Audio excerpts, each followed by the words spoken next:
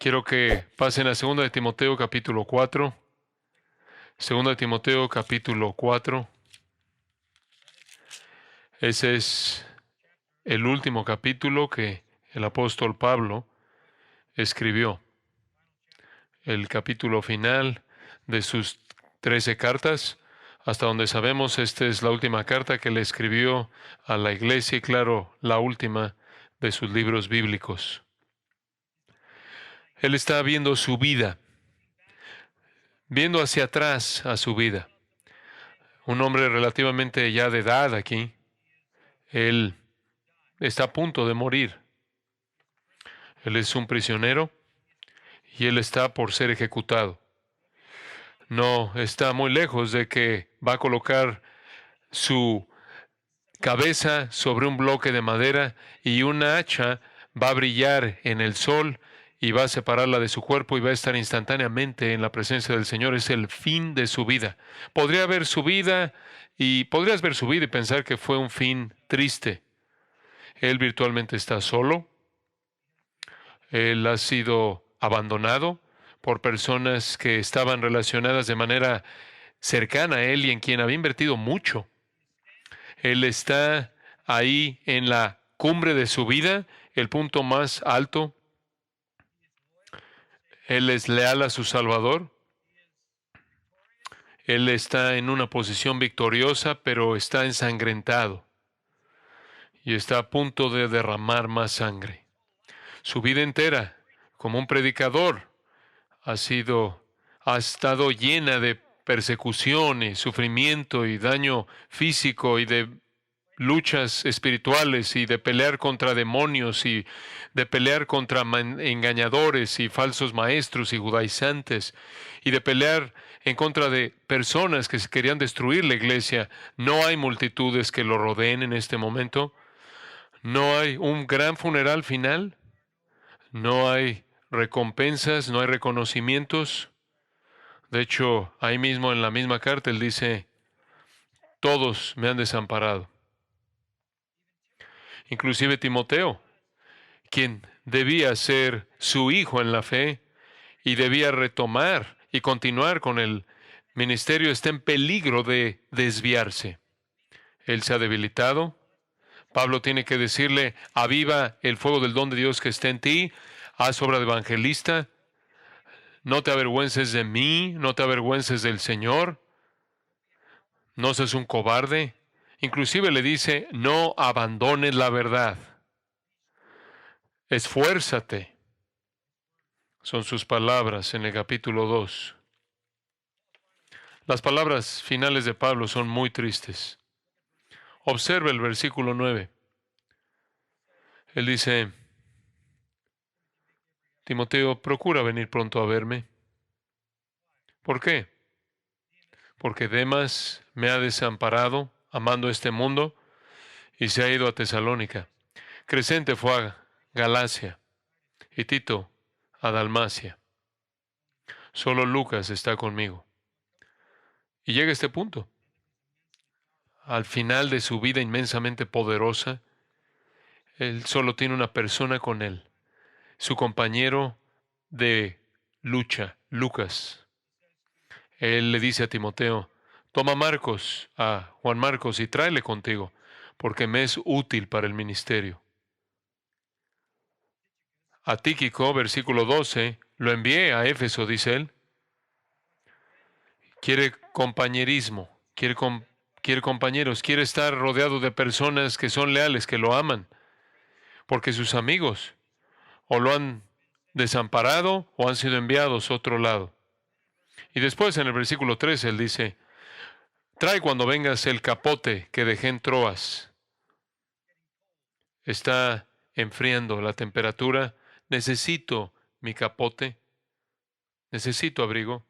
Todas las personas que él influenció, todas las iglesias que él estableció, todas las decenas de miles de personas que vinieron a la fe en Jesucristo, y él no tiene a nadie que lo mantenga caliente en su condición de carcelamiento.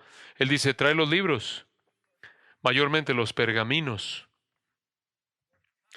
Él quería copias de la palabra de Dios. Él dice, Alejandro, el calderero me ha causado muchos males. El Señor le pague conforme a sus hechos. Guárdate tú también de él, pues en gran manera se ha opuesto a nuestras palabras. Todo esto comenzó cuando él estuvo en una corte romana. Él dice en el versículo 14, en mi versículo 16, en mi primera defensa ninguno estuvo a mi lado, sino que todos me desampararon. Y él, de una manera muy amable y llena de gracia, él dice, no les ha tomado en cuenta. Pero el Señor estuvo a mi lado y me dio fuerzas para que por mí fuese cumplida la predicación y que todos los gentiles oyesen.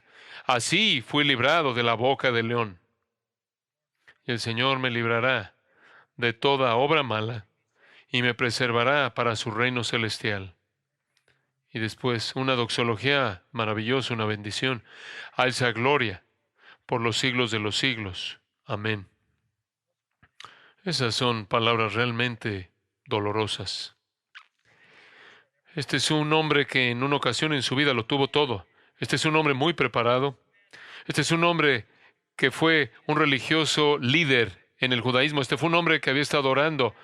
Había sido preparado por el mejor de los mejores Gamaliel. Este fue un hombre que fue capacitado por los principales judíos de su época para que fuera el preservador y el protector del judaísmo y para castigar y encarcelar y ejecutar a todos los cristianos herejes. Él era un hombre sumamente respetado.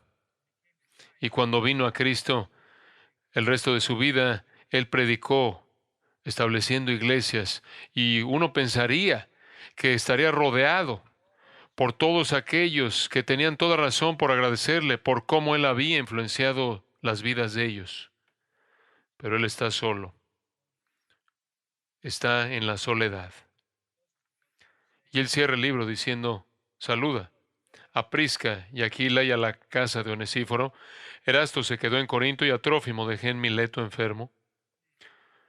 Por favor, Timoteo, procura venir antes del invierno. ¿Te gustaría pensar que un hombre de influencia sin paralelos estará rodeado de personas que habrían reconocido eso al final de la vida de él? A pesar de todo eso, él dijo esto allá atrás en el versículo 7. Obsérvalo. He peleado la buena batalla. He acabado la carrera. He guardado la fe. Por lo demás, me está guardada la corona de justicia, la cual me dará el Señor, juez justo, en aquel día, y no solo a mí, sino también a todos los que aman su venida. Él terminó. Él terminó bien. Él terminó de manera triunfal. No debido a que tuvo el apoyo de amigos fieles, no porque tuvo un gran grupo de personas a quien rendirle cuentas que lo sostuvieron, no porque tuvo una masa de seguidores leales infundiéndole amor y aliento a él. Su ministerio fue duro, ofensivo, y él fue perseguido de manera incansable. Resumiéndolo, él vivió una vida triunfal hasta el final, aunque fue difícil a lo largo de su vida. A lo largo de su vida. ¿Cómo? ¿Cómo es que él mantuvo esa fidelidad hasta el final? La respuesta a eso viene en 2 de Corintios. Pasa a 2 de Corintios y observa conmigo por un momento el capítulo 1. 2 de Corintios capítulo 1.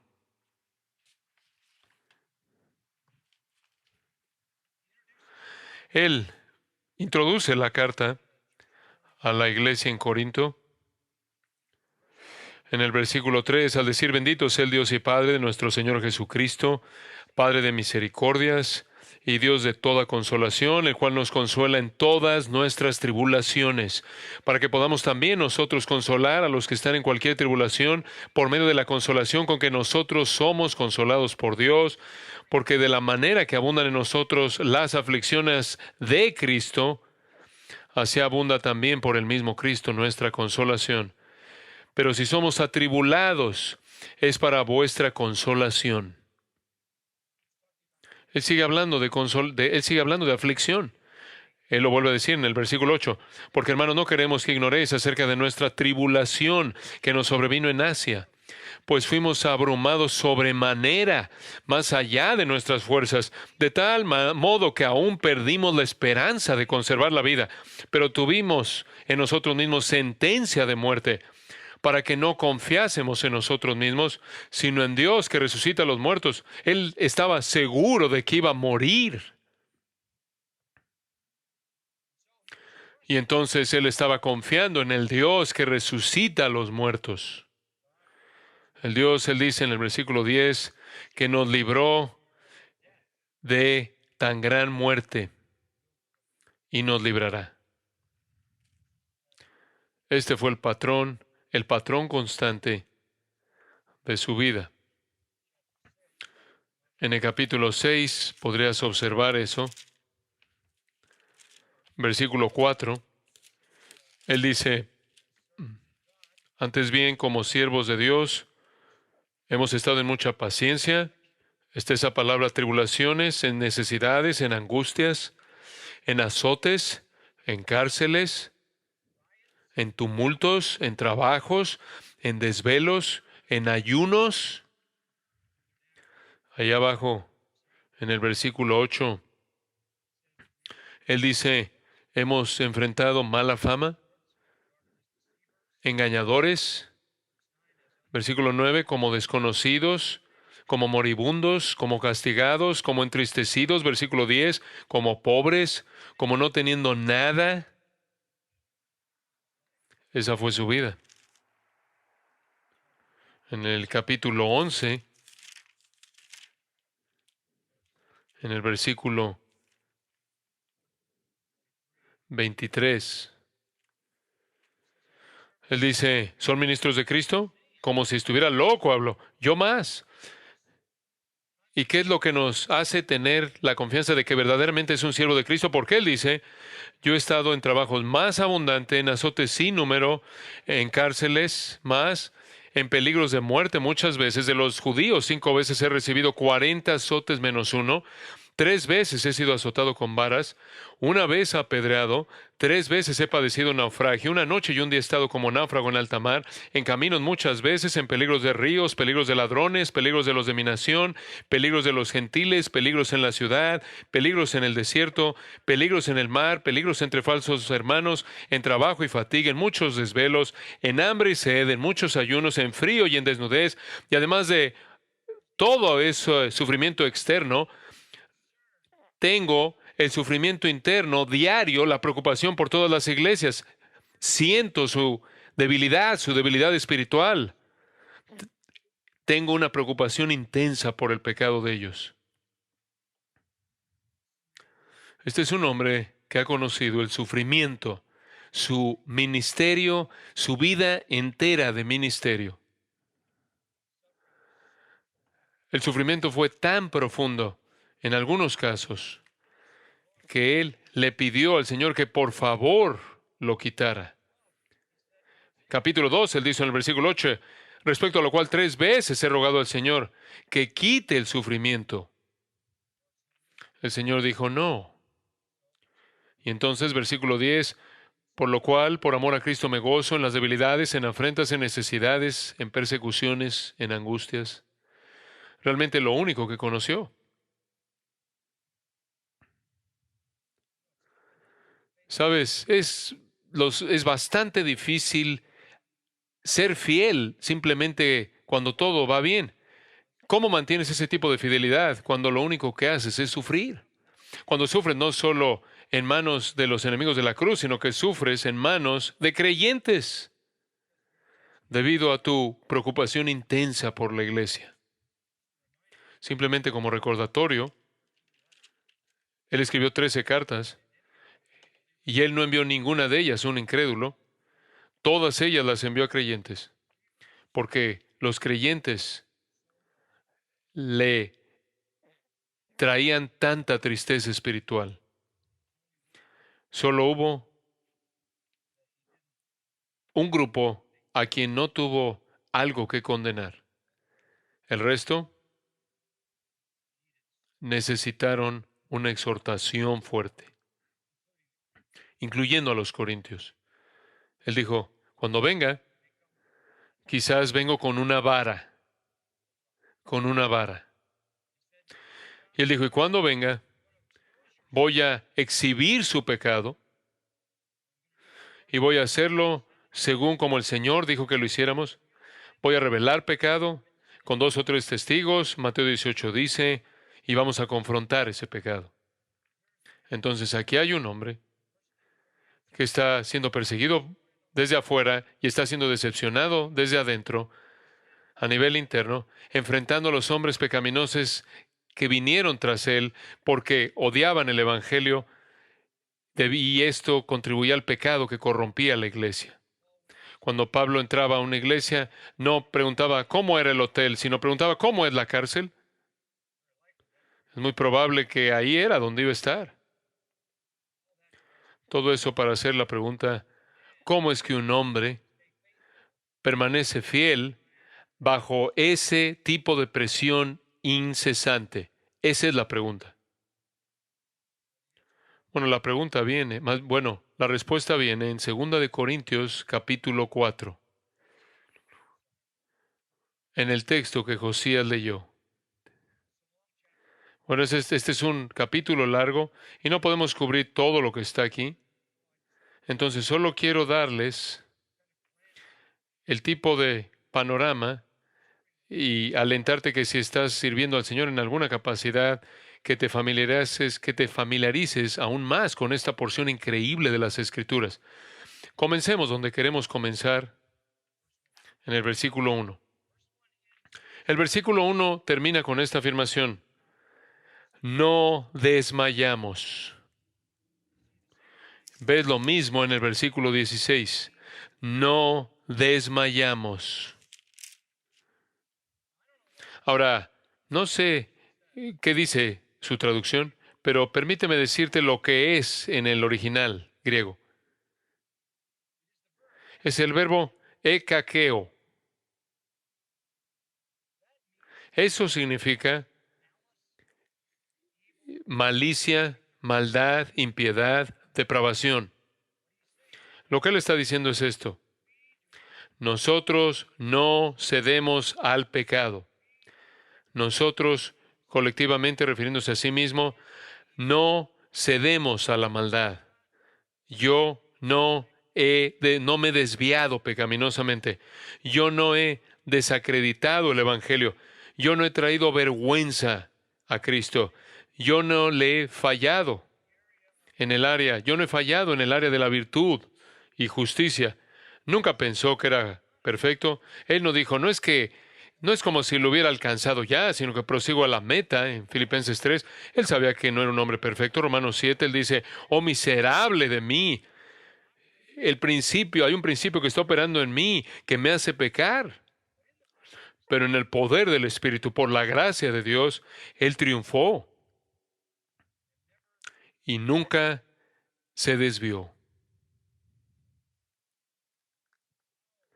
¿Cómo es que Él pudo hacer eso? ¿Cómo es que Él pudo hacer eso cuando gran parte del tiempo estuvo solo? ¿Cómo es que Él pudo ser tan leal y triunfal?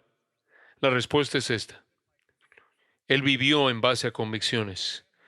Él no vivió en base a emociones. Él no fue una víctima de las circunstancias. Él vivió en base a certezas del Evangelio. Convicción basada en el Evangelio. Él abrazó estas verdades con toda su fuerza, con todas sus facultades. Esa es la única manera en la que puedes mantener integridad hasta el final de tu ministerio. Abrazar certezas, abrazar convicciones y vivir en base a esas convicciones. Permíteme mostrarte cuáles fueron. Convicción número 1. La certeza de la superioridad del nuevo pacto. La certeza de la superioridad del nuevo pacto. Observe el versículo 1. Por lo cual, teniendo nosotros este ministerio. ¿Qué ministerio? Por lo cual te dice que lo que él está diciendo depende de lo que acaba de decir. ¿De qué ministerio está hablando? Él está hablando del nuevo pacto, el cual es el tema del capítulo 3. El capítulo 3 trata en su totalidad del nuevo pacto. El nuevo pacto. El ministerio de vida. El ministerio de vida en Cristo. El ministerio del Espíritu Santo en el capítulo 3. Él hace un contraste entre la ley mosaica, el antiguo pacto, con el nuevo pacto en Cristo. Él de manera clara hace distinciones claras entre el antiguo y el nuevo. Versículo 6, él dice, Dios, el cual asimismo nos hizo ministros competentes de un nuevo pacto, no de la letra, sino del Espíritu, porque la letra mata, mas el Espíritu vivifica. El antiguo pacto es un ministerio de muerte, con letras grabadas en piedras. El nuevo pacto es un ministerio de vida, capacitado por el Espíritu Santo, dice él. El antiguo pacto es un ministerio de condenación. Tuvo cierta gloria, no obstante, es un ministerio de condenación. El nuevo pacto es un ministerio de justicia. El antiguo pacto se desvanece, el nuevo pacto permanece. Él vivió su vida entera hasta el camino a Damasco bajo el antiguo pacto, bajo la esclavitud a la ley. Él era fariseo de fariseos, dice él dice eso en Filipenses 3. Si alguien tiene de qué jactarse en la ley, yo lo tengo. Un judío de la tribu de Benjamín, fariseo de fariseos, en cuanto a la ley, irreprensible, un tradicionalista, kosher, obediente a toda tradición judía. Y después un día, él dice, yo vi eso, y era estiércol. Filipenses 3.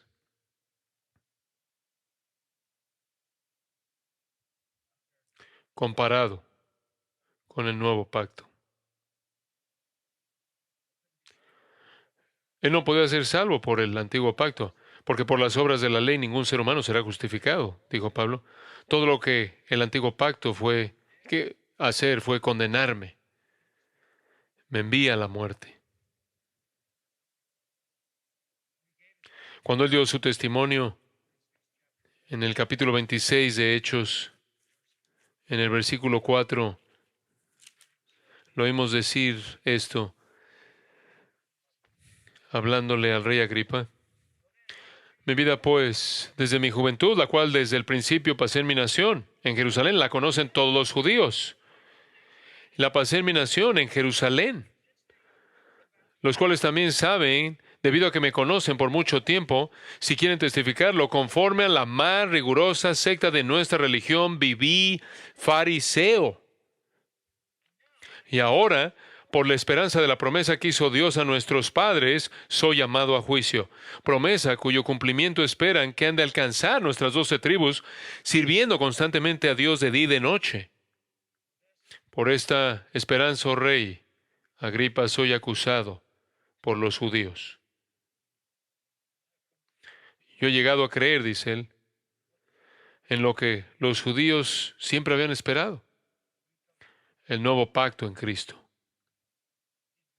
Él había sido rescatado del legalismo. Más adelante, en ese mismo capítulo,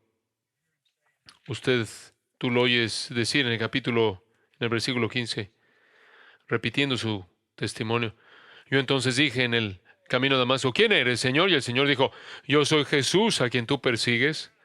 Pero levántate y ponte sobre tus pies, porque para esto he aparecido a ti, para ponerte por ministro y testigo de las cosas que has visto y de aquellas en que me apareceré a ti. Escucha esto, librándote de tu pueblo.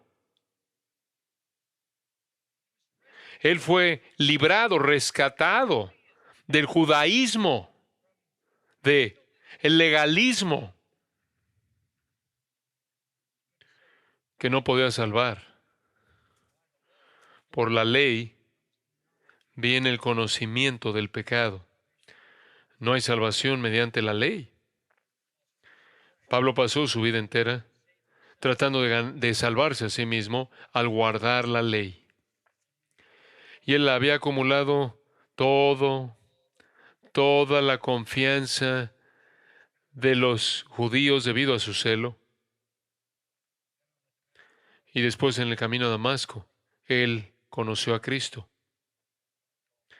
Y todo fue basura comparado con Cristo. Él dice a los filipenses, cuando conocí a Cristo, todo lo tuve por pérdida en comparación a la excelencia del conocimiento de Cristo Jesús, mi Señor, por amor del cual lo he perdido todo y lo tengo por basura para ganar a Cristo. Yo voy a entregar todo por Cristo. Él nunca perdió ese asombro, ¿sabías? Sin importar lo difícil que fue la vida, sin importar lo mucho que sufrió. Él vivió su vida entera en asombro del hecho de que él había sido rescatado de la religión legalista formal que lo condenaba. Él había venido al nuevo pacto. El nuevo pacto da vida. El antiguo pacto mata. El nuevo pacto provee justicia. El antiguo pacto manifiesta pecado. El nuevo pacto es permanente. El nuevo pacto provee esperanza. El nuevo pacto es claro. El nuevo pacto está centrado en Cristo, es capacitado por el Espíritu y transforma la vida. Y siempre fue la gloria del nuevo pacto que cautivó su corazón. Él había trabajado, se había esforzado su vida entera tratando de ganarse el cielo para terminar dándose cuenta de que estaba en el camino al infierno. Y el Señor lo detuvo camino a matar cristianos y lo salvó por gracia.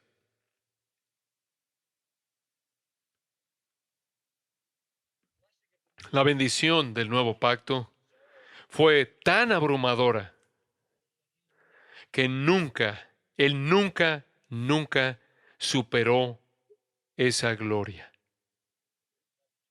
Capítulo 2, versículo 14, él dice, mas gracias sean dadas a Dios, porque siempre nos lleva en triunfo en Cristo.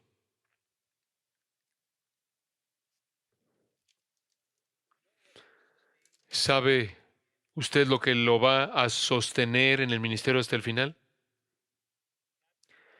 La realidad cautivadora del nuevo pacto. Que usted ha sido rescatado para siempre del infierno. Y después de todas las cosas, de ser un blasfemo como Pablo lo fue, y de ser un homicida como él confesó serlo, y después de ser el primero de los pecadores, y después ser llamado a volverse el apóstol del nuevo pacto a los gentiles y a los judíos, fue un honor que era asombroso para él y lo fue su vida entera. En el ministerio usted va a tener decepciones, persecución externa, problemas internos. Pero si usted nunca pierde la maravilla y el gozo y la emoción y la realidad del privilegio que usted tiene de ser parte del nuevo pacto y de proclamar el nuevo pacto, esa convicción fuerte siempre va a producir gozo en su vida que lo va a sostener en alto en medio de toda dificultad.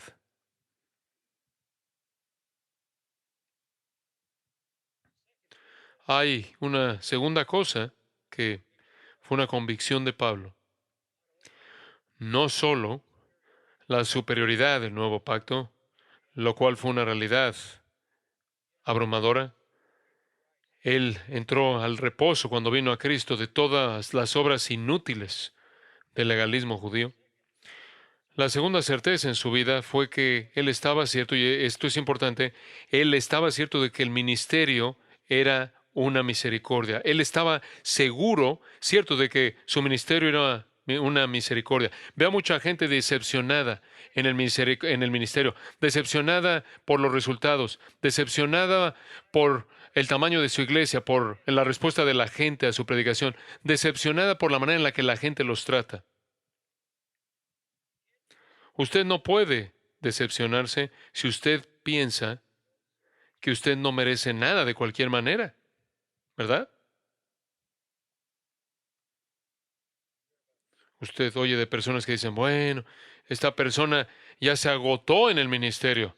Esta persona tiene tanta decepción en el ministerio que él simplemente no puede continuar.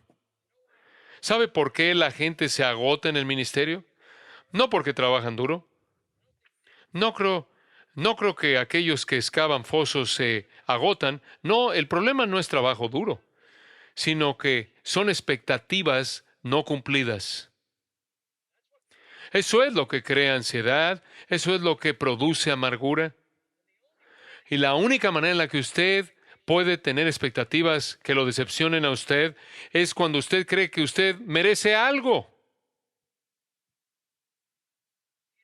Si usted sabe que no merece nada, entonces toda bendición pequeña es enorme.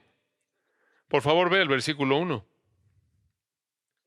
Por lo cual, teniendo nosotros este ministerio, según la misericordia que hemos recibido. ¿Qué es misericordia?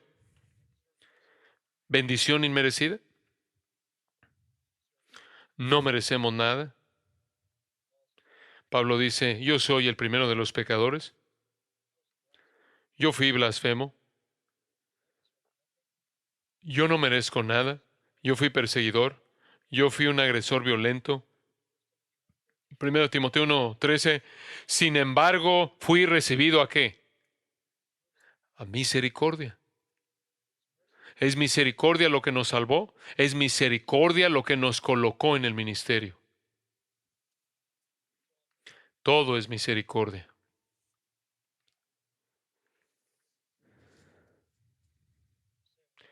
Dice usted, bueno, no muchas personas vienen a mi iglesia. Es una misericordia que alguien venga, que uno venga, inclusive que su esposa venga. ¿Quién cree usted que es? ¿Quién se cree usted? Escuche 1 Corintios 15:9. Pablo dice, yo soy el más pequeño de todos los apóstoles. Los apóstoles son bastante significativos, ¿no es cierto? Bastante importantes, ¿no es cierto? Digo, esencialmente van a ser recordados en la arquitectura de la Nueva Jerusalén, en los cielos eternos. Bastante importantes. Pablo dice, yo soy el más pequeño de los apóstoles, yo ni soy digno de ser llamado apóstol. Y después él dice esto, por la gracia de Dios, soy lo que soy. Usted no merece la salvación, usted no merece el ministerio, es una misericordia. Dice usted, bueno, ¿por qué es que Dios da el ministerio a personas pecaminosas y débiles como yo? Porque ese es el único tipo de gente que existe en el mundo.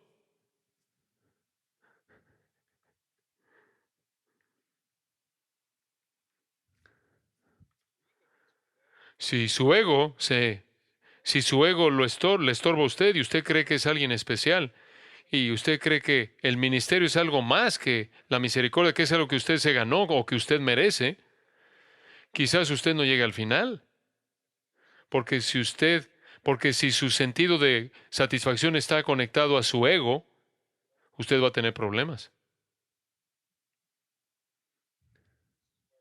Aquí es en donde la humildad entra. Siempre indignos, nunca defensivos, nunca promoviéndonos a nosotros mismos. El Señor me dio un ministerio. Él lo puede quitar, Él me lo puede quitar. Y eso está bien. Eh, es una misericordia. Y yo estoy muy agradecido porque Él mostró tal gracia a mí, que yo soy indigno de ser hijo de Dios, soy indigno de ser un pastor, soy indigno de ser un predicador. Pero Dios me dio esta misericordia. Y si Él quiere quitármela y dársela a alguien más, voy a estar yo agradecido por el tiempo que Él me lo dio a mí.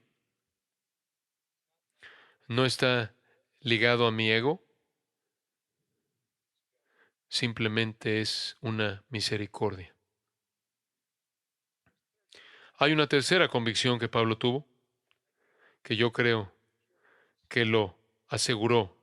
Es una certeza, y es la certeza de la necesidad de un corazón puro. Si usted quiere llegar al final, si usted quiere sobrevivir hasta el final, entonces usted debe tener un corazón puro. Pablo estaba cierto de la superioridad del nuevo pacto.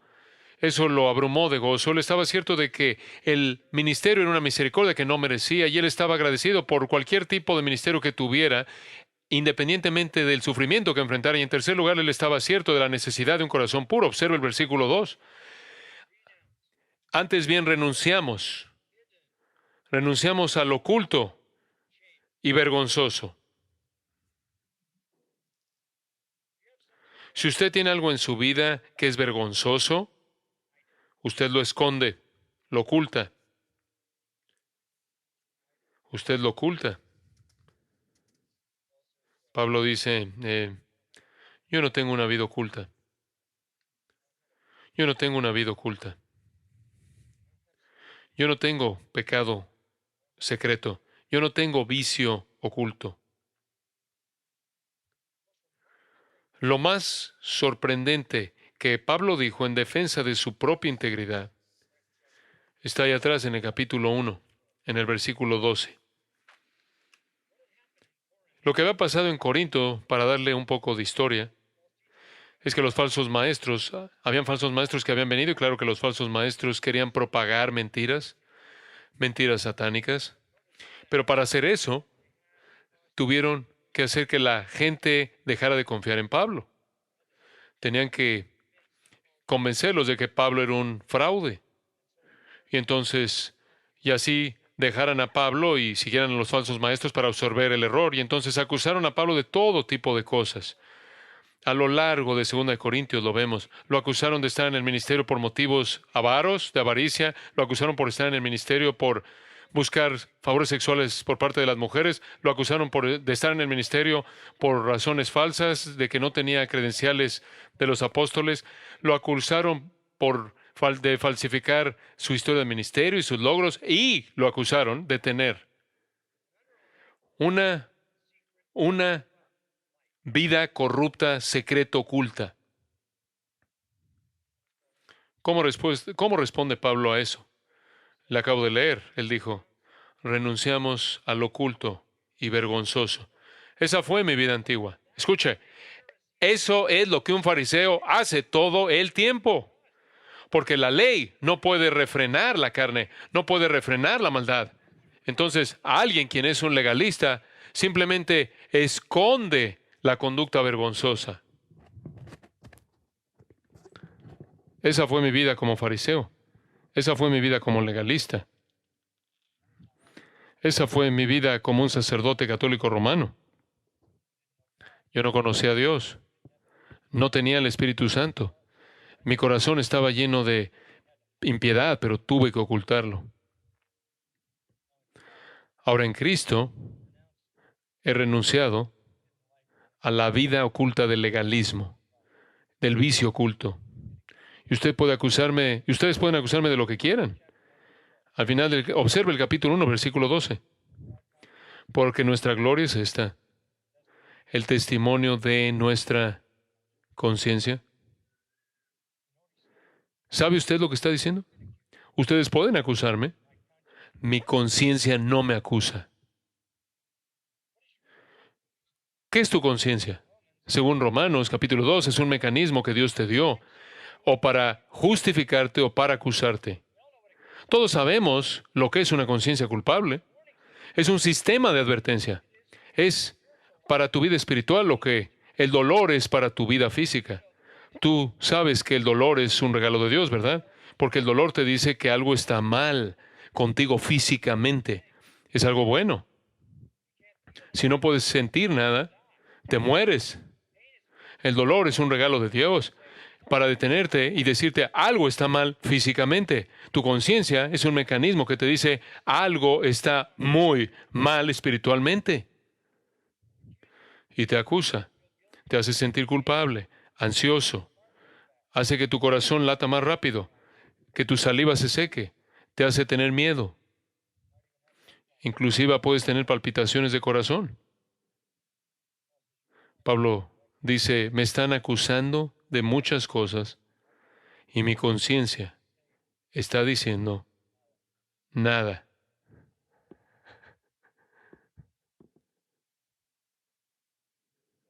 Permítame decirle algo, permítame decirle algo. Si usted puede decir eso como ministro, si usted puede decir eso como un predicador y pastor y cristiano, entonces usted puede vivir en gozo.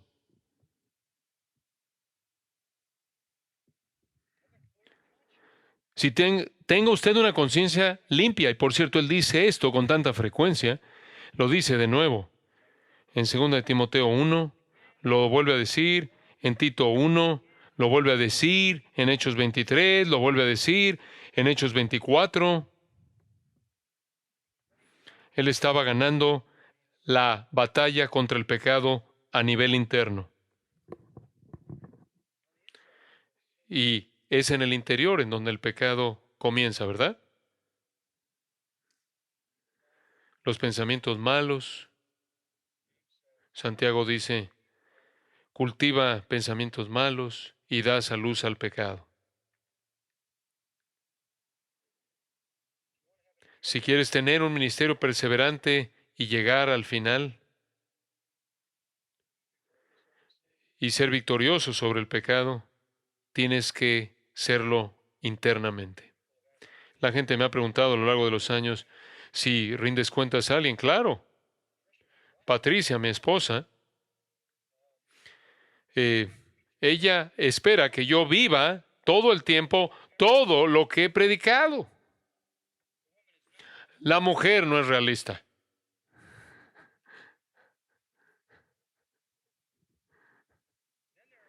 Y después están mis hijos que me ven y esperan que yo viva todo el tiempo todo lo que he predicado y he invertido en sus vidas. Eso es rendir cuentas. Y después estoy rodeado por pastores y amigos y ancianos y líderes y todos esperan lo mismo. Ninguno de ellos lee mi corazón. Y si yo pierdo la batalla en el corazón, la voy a perder afuera. Pablo estaba cierto de la necesidad de tener un corazón puro. He estado enseñando en el seminario a los alumnos aquí toda la semana. Comenzamos nuestro nuevo año escolar y hablándoles acerca de la predicación expositiva, lo cual he estado haciendo aquí desde 1969, y los beneficios de hacer esto.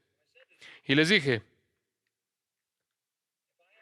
si yo no hubiera sido un expositor bíblico, de tal manera que estuviera estudiando la palabra de Dios 20, 30 horas por semana, desde 1969, yo no creo que yo habría llegado hasta el día de hoy. No podría decirle a usted cómo sería mi vida. si yo hubiera preparado 25 sermones y me los hubiera llevado ahí a predicar de manera itinerante y no hubiera expuesto mi corazón al poder purificador de la palabra de Dios día tras día, semana tras semana, año tras año? Le dije a estos jóvenes, les dije, sé un expositor en primer lugar para el bienestar de su propia alma, para que puedan escarbar a profundidad en la palabra de Dios. David dijo, en mi corazón he guardado tus dichos para no pecar contra ti. Gane usted la batalla en el corazón. Pablo estaba cierto de eso, aun cuando fue difícil. Su conciencia estaba limpia. Número 4. Él estaba cierto de la responsabilidad de predicar la palabra con precisión. Él estaba cierto de la responsabilidad de predicar la palabra con precisión. De regreso ahí al versículo 2. Y sé que usted está diciendo, hemos estado hablando 45 minutos y son 18 versículos. Vamos a avanzar un poco más rápido. Él estaba cierto de la responsabilidad de predicar la palabra con precisión. Observe el versículo 2. No andando con astucia, ni adulterando la palabra de Dios, sino por la manifestación de la verdad, recomendándonos a toda conciencia humana delante de Dios. No caminando, la palabra griega es panorgía, no adulterando, simplemente quiere decir, no adulterando es panorgía, es todo trabajo, pan es todo trabajo, orgía es trabajo, todo trabajo. ¿Qué quiere decir la palabra adulterando? Panorgía, alguien que va a hacer cualquier cosa por alcanzar un fin. ¿Qué quieres decir con eso? Alguien que no tiene escrúpulos, que va a adulterar, torcer, pervertir la palabra de Dios. Literalmente el griego significa alterar, usarla para sus propios fines. El mismo verbo es usado de diluir vino, diluye la verdad por beneficio personal. Allá atrás en el capítulo 2, versículo 17, es llamado medran falsificando la palabra de Dios. Ahí es donde usted ve la palabra doleo. Medran falsificando la palabra de Dios. Ser un manipulador, ser un farsante que manipula la Biblia para que diga lo que usted quiere que diga para sus propios fines. Es usar la palabra de manera engañosa. De hecho, la palabra en referencia a un anzuelo, manipularla para hacer que la gente haga lo que usted quiere. Pablo dice, nosotros no hacemos eso, pero por la manifestación de la verdad, recomendándonos a toda conciencia humana delante de Dios. La verdad, la manifestación de tesaletes, la verdad, exposición de la revelación divina. Así es como usted se recomienda a la conciencia de todo hombre, a los ojos de Dios, porque la verdad confronta la conciencia. Ese es algo muy importante que usted debe entender. Inclusive los incrédulos tienen una conciencia y los incrédulos tienen una ley de Dios escrita en su corazón, Romanos 2, ¿verdad? Entonces, cuando usted predica la verdad, usted literalmente está tocando la conciencia de un incrédulo. Dicho de otra manera, usted tiene un aliado en el corazón no regenerado, y el aliado en el corazón no regenerado es la ley de Dios escrita en el corazón. Y cuando usted mete la verdad de las Escrituras y predica como Dios lo demanda y como el pecador queda corto, usted literalmente se recomienda a la conciencia de un incrédulo y usted lo hace a los ojos de Dios. Y eso es lo que Dios quiere que usted haga, eso es lo que significa. Pablo sabía que la verdad bíblica tiene un poder de autocertificación, inclusive cuando es odiada y rechazada, aún así se recomienda a la conciencia. Se recomienda a sí mismo a la conciencia. Esto es ilustrado en Romanos 1, en donde Pablo habla de cómo todos están bajo la ira de Dios. Y él cierra ese capítulo diciendo, y aunque habiendo entendido el juicio de Dios, que los que practican tales cosas son dignos de muerte, no solo las hacen, sino que también se complacen con los que las practican. El no regenerado sabe y su conciencia los acusa, aunque odian la verdad. Recuerde esto. Usted tiene un aliado en el corazón del pecador. Es la ley de Dios escrita en el corazón del pecador y la conciencia responde a esa ley en el corazón. No sirve de nada suavizar la ley, no ayuda de nada quitar el aguijón de la ley. Necesita predicar la ley. Necesitamos exponer al pecador a la justicia y juicio. Pablo estaba cierto de que él necesitaba predicar la verdad con precisión. Entonces él dijo, procura con diligencia presentarte aprobado ante Dios como obrero que no tiene de qué avergonzarse, que usa bien la palabra de verdad. ¿Cuáles fueron las convicciones que anclaron a Pablo? ¿Cuáles fueron las certezas que lo mantuvieron fiel hasta el final? Él estaba cierto del nuevo pacto, él estaba cierto del ministerio como misericordia, él estaba cierto de que necesitaba tener un corazón puro, él estaba cierto de que necesitaba predicar la palabra de Dios con precisión. Número 5. Muy importante, él estaba cierto de que los resultados dependen de Dios. Los resultados dependen de Dios. Observe el versículo 3. Pero si nuestro evangelio está aún encubierto, hay una razón. Entre los que se pierden, está encubierto. ¿Entiende usted que hay un mundo entero de personas que están pereciendo? Es el mundo de los incrédulos. Todos están pereciendo. Todos son naturales. El hombre natural no percibe las cosas que son del Espíritu de Dios. No las puede entender. No puede comprenderlas. Están enredados, según 2 Corintios 10, están enredados en todo tipo de ideas que se levantan contra el conocimiento de Dios. Todo tipo de ideas impías. Mientras que usted está allá afuera, usted está proclamando la verdad y hay un velo. No lo pueden comprender. De hecho, ¿usted se acuerda de la conversación entre Jesús y Nicodemo? Nicodemo dijo, ¿cómo puede un hombre nacer de nuevo? Ahora, si alguien le preguntara a usted eso, ¿qué le diría usted? Bueno, usted podría decir, bueno, ora esta oración, repite esta oración. Querido Jesús, perdona mi pecado, ya estoy. ¿Esa no fue la respuesta de Jesús? Respondió Jesús, el viento sopla de donde quiere y oye su sonido, mas ni sabes de dónde viene ni a dónde va. Así es el Espíritu Santo. ¿Qué? Eh, Nicodemo, esto no depende de ti. Ninguno de ustedes que estuvieron aquí hoy, estuvieron aquí porque desearon nacer, ¿verdad? Ustedes solos aparecieron porque alguien más pensó que alguien más necesitaba nacer, mamá y papá. Bueno, esa es la analogía que Jesús hizo. Tú no decides nacer, tú te apareciste.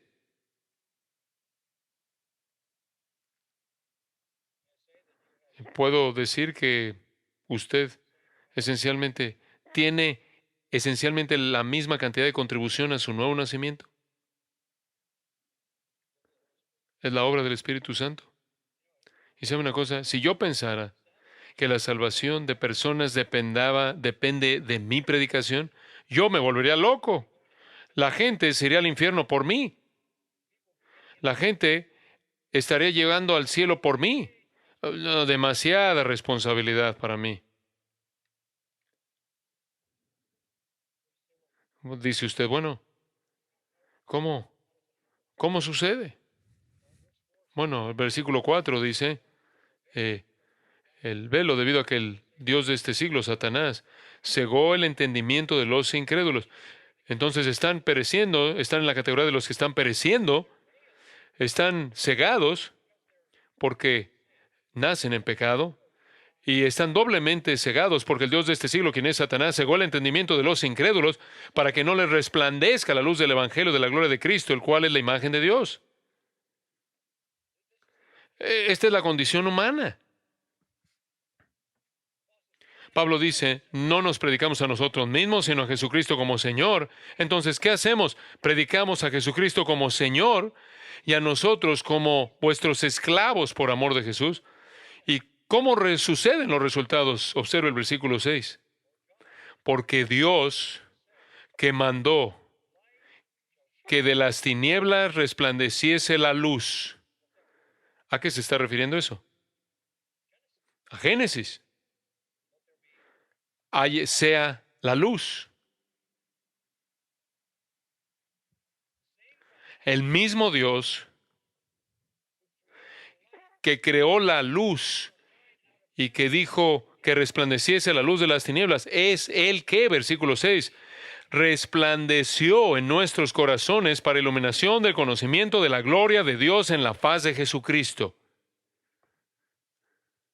Él está diciendo, si la luz para la salvación se enciende en un corazón, es un acto creador de Dios. Es una obra creadora de Dios.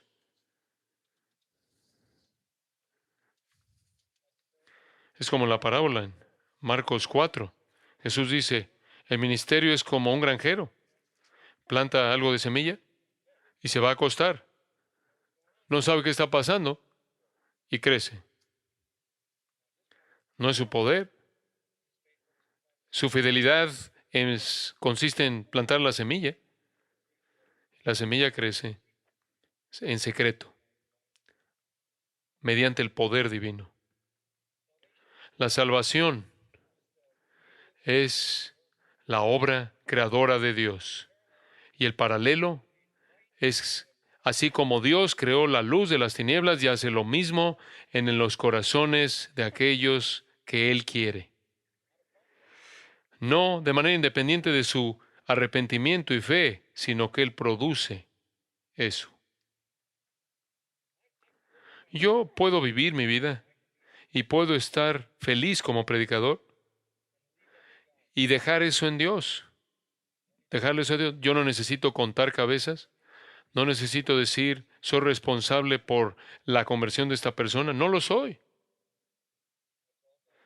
Todo eso es la obra de Dios. Pablo sabía eso. Entonces no necesito adaptar el mensaje.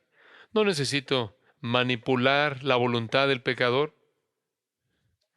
Esta es la obra de Dios. Número 6. Pablo estaba cierto acerca de su propio sentido insignificante, de lo insignificante que era. Me encanta el versículo 7. Si en algún momento me pide usted que le firme mi nombre y escriba un versículo, estos son siempre los versículos que escribo. Versículo 7, pero tenemos este tesoro. ¿Qué tesoro? El Evangelio. El Evangelio. Tenemos este tesoro en vasos de barro. Eso es ostróquinos en el griego, significa un vaso de barro, un contenedor de barro. Como cuando usted lo usa de florero y coloca flores. Barato, feo, rompible, reemplazable. Eso somos nosotros. Pablo estaba cierto de que ni siquiera era un vaso de barro. ¿Se acuerda usted en 2 Timoteo 2? Pablo dijo, en una casa hay vasos de honra y vasos de deshonra. Hay vasos de oro y de plata, y hay unos de madera y de barro. Y para ser muy directo con usted, los vasos de oro y plata son los que usted usa para servir la comida, Y los de madera y de barro, usted los usa para sacar los desechos. La gente que odiaba a Martín Lutero lo llamaba un excusado, un inodoro. Lutero habría dicho con Pablo, ¿sí soy yo? ¿Ese soy yo? Vaso de barro.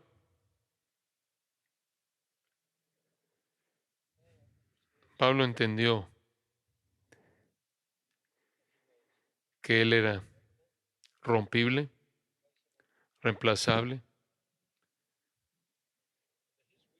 y que su debilidad y su insignificancia no era fatal para la obra, porque el poder venía de Dios.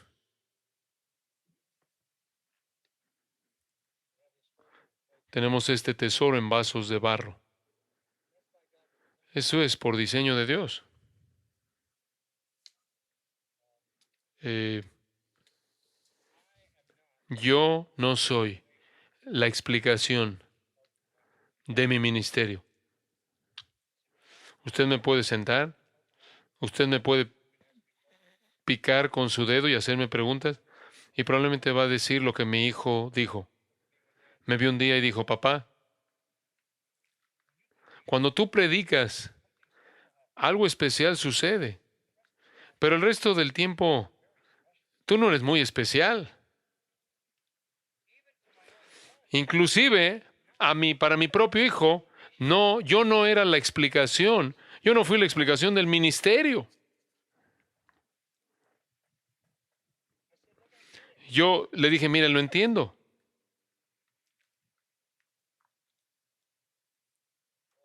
Pablo nunca fue la explicación del impacto que tuvo. Él fue un vaso de barro, pero fue fiel en contener ese tesoro y ver el poder de Dios demostrado. Número 7.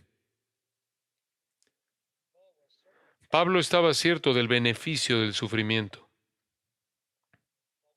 Pablo estaba cierto del beneficio del sufrimiento.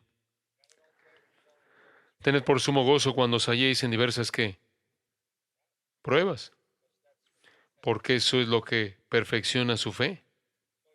Entonces él dice, versículo 8, que estamos atribulados en todo, mas no angustiados, en apuros, mas no desesperados, perseguidos, mas no desamparados, derribados, pero no destruidos, llevando en el cuerpo siempre por todas partes la muerte de Jesús, para que también la vida de Jesús se manifieste en nuestros cuerpos, porque nosotros que vivimos siempre estamos entregados a muerte por causa de Jesús, para que también la vida de Jesús se manifieste en nuestra carne mortal, de manera que la muerte actúe en nosotros y en vosotros la vida. Él, él simplemente abrazó su sufrimiento.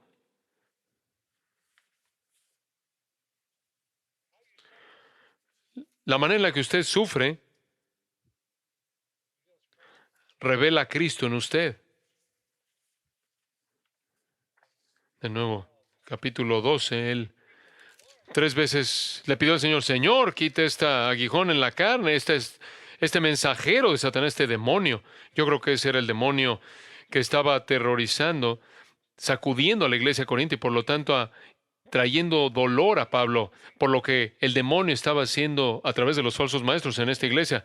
Él rogó 3 veces, le pidió al Señor 3 veces que lo quitara. El Señor dijo, no, no. Bueno, ¿por qué no?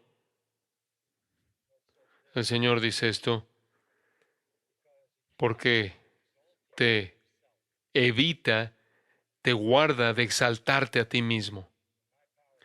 Y mi poder se perfecciona en tu debilidad. Entre más sufres, menos confías en ti. Entre menos confías en ti, más dependes de mí. No pelee usted contra el sufrimiento, abrácelo. ¿Está usted cierto del beneficio del sufrimiento? Pablo lo estaba. Un punto final. La octava certeza Él estaba cierto de que la gloria eterna era más importante que cualquier otra cosa en esta vida. Versículo 3, él dice, pero teniendo el mismo espíritu de fe, conforme a lo que está escrito, creí, por lo cual hablé. Nosotros también creemos, por lo cual también hablamos. Si yo lo creo, lo voy a hablar, sean cuales sean los resultados. Si me pueda costar la vida, está bien, porque versículo 14, sabiendo que el que resucitó al Señor Jesús, a nosotros también nos resucitará con Jesús y nos presentará juntamente con vosotros. En otras palabras, yo no voy a contener el mensaje, aun si muero, yo solo voy a ser resucitado.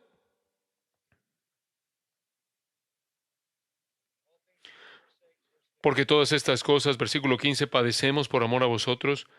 Yo hago todo por ustedes, para que abundando la gracia del Evangelio por medio de muchos, se esparza por medio de muchos y muchos, la acción de gracia sobreabunde para gloria de Dios. Estoy tratando de traer a tantas personas a Cristo como sea posible para glorificar a Dios. Todo es para ustedes.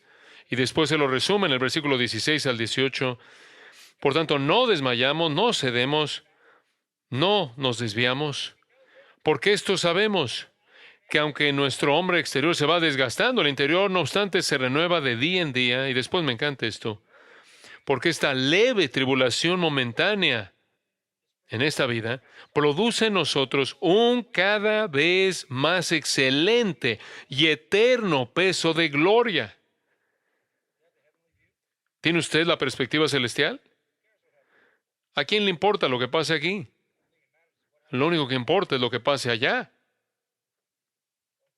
Entonces, versículo 18, él dice, no mirando nosotros las cosas que se ven, sino las que no se ven, las cosas que son temporales, no importan. Lo que importa es lo que es eterno.